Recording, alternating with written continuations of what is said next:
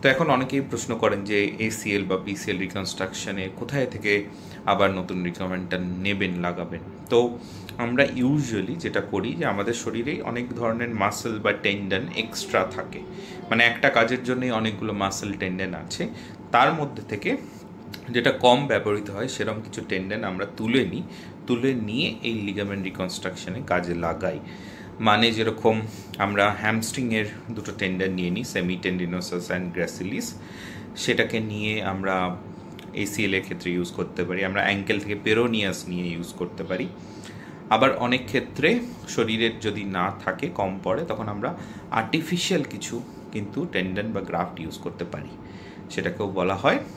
আর এছাড়া অ্যালোগ্রাফট মানে অন্য কারোর শরীর থেকে নেওয়া একটা টেন্ডন আমরা ইউজ করি, সেটা যদিও আমাদের দেশে খুব একটা ভালোভাবে এখনও অ্যাভেলেবেল নেই।